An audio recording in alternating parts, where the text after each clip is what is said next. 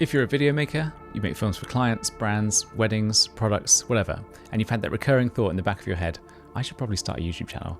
This is me encouraging you to stop putting it off and just get on with it. Make the channel. Stop waiting. Start uploading. Not in a manifest your dream life kind of way, not in a quit your job and become a creator kind of way, more in a you're kind of leaving something really valuable on the table kind of way. Because here's the thing, and I don't think we say this enough, you already know so much. And you don't realize you know so much because it's just kind of normal to you. You've done enough jobs now that you know you can walk into a room and you instinctively know where the light's going to be awful. You can hear a fridge hum before anyone else notices it. You can tell when a client's notes are going to turn into scope creep just by the wording of the email. You can feel when your edit is technically fine, but emotionally dead. That stuff is expertise.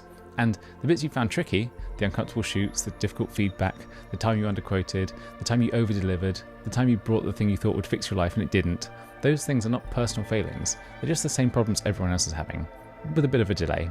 Which means there are people out there who would genuinely get something from hearing you talk about it, even if you think you've got nothing special to say. So yes, this is probably my quarterly plea, and I'm saying it as someone who's only just been doing YouTube for about a year now, but I've been able to be pretty consistent. And by the time you're watching this, I'll have uploaded about 52 long-form episodes, I expect.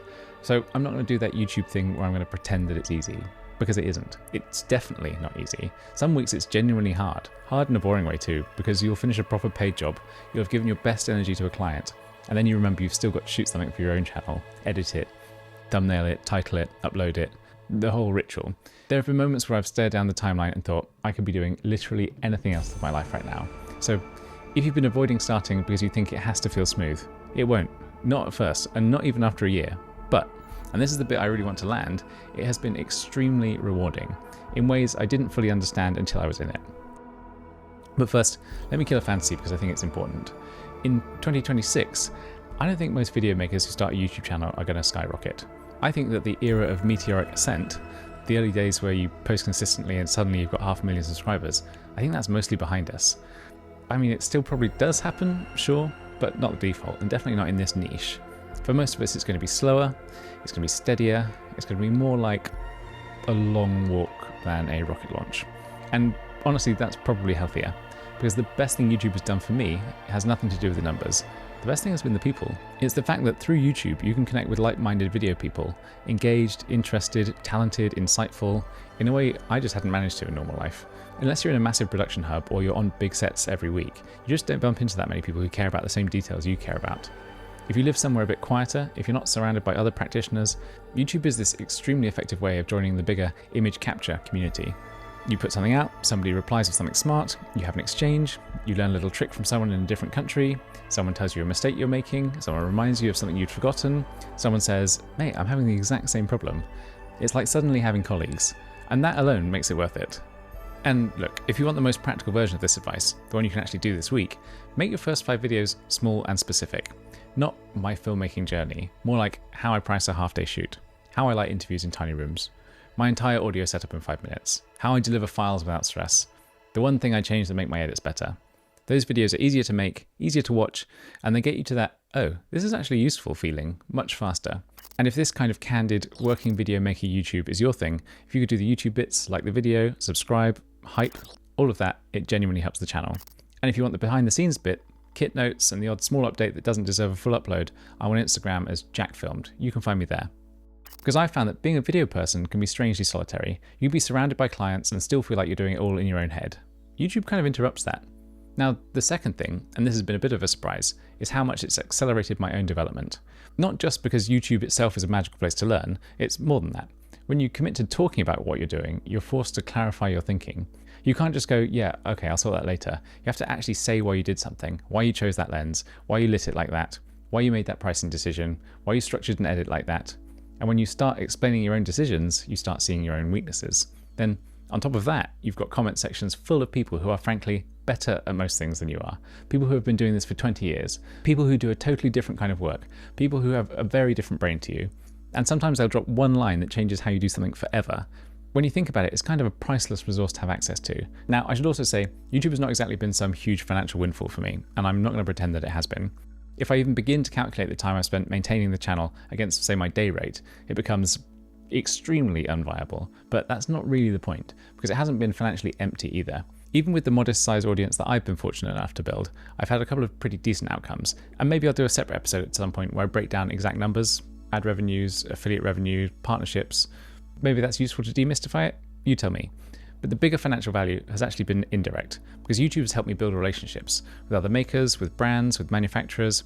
And yes, a big part of that is gear, which I'm completely comfortable admitting I enjoy. If I wasn't talking about gear on YouTube, I'd probably just be sat thinking about gear and watching other people talk about it on YouTube. And some of those relationships have meant I've had access to tools I either wouldn't have been able to justify yet, or I would have just had to buy at retail anyway. So sometimes that's savings, sometimes it's just opportunity. And it's not always free.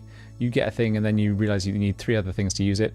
Stands, clamps, mounts, batteries. It's seldom a turnkey situation, which is just life, I suppose. But the key point is this: those relationships, plus the community feedback, have made me better at what I do commercially. Not just on YouTube. My client work has improved demonstrably. I'm more confident in my choices, I'm faster, I'm more deliberate, I've got more tools in the bag, I'm more articulate when I'm explaining decisions to a client, and I'm simply a higher value video maker than I was a year ago, which is real. And that's what I want for you. Because if you're a working videographer, you're in an unusually strong position to make YouTube work in a sane, grounded way. You already have the hard skills. You can shoot, you can edit, you know what a deadline feels like, you know how to ship. Most people start YouTube and have to learn all of that, while also learning how to be on camera and how to structure a video and how to stay consistent. You can start with something incredibly straightforward. Here's the thing I shot, here's how I lit it, here's the bit I struggled with, here's how I solved it, here's what I do differently next time. That's the whole formula. And if you're thinking, yeah, but who would care? The person who is 6 months behind you would care.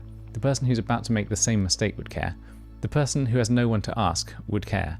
And if you're waiting until you feel ready, you'll never feel ready. Your first video will be awkward, and your second will be harder than the first. The early ones will feel like you're pushing a car up a hill. And then one day you'll look back and realize you've made a catalogue, and you'll have people who've been with you for months, and you'll have little ongoing conversations, and you'll have inside references, and you'll feel sort of part of something, and it becomes part of a practice. And I'll add one more thing, a bit that probably people don't say out loud often enough. YouTube is a bit of a public record of your taste improving, which is a gift. It's uncomfortable because you can see your old work, but it's also proof you're moving forward, and it's proof to other people as well. Clients, collaborators, brands, other makers. You're not just saying you do video, you're showing how you think, which carries weight. It's slow and it compounds. It's more like writing a long book than chasing a viral clip, and I actually really like that. It's the content equivalent of slow living. It's long form, it's calm, it's surprisingly grounding at times. So yes, this is my probably quarterly nudge. Make the channel, stop waiting, start uploading, not because you're guaranteed explosive growth, but because you're almost guaranteed to gain something really useful from it. Community, craft, confidence, clarity, the odd unexpected opportunity, and you're so well positioned to do it. So if you do make the channel, I want you to come back here and tell me. Leave the comment that just says, I started, because I think that a lot of people here are closer than they think. They're just waiting for the nudge. Well, this is the nudge. I'm Jack. Whatever this is, I'm calling Western approaches. Thank you for watching, and I'll see you next time.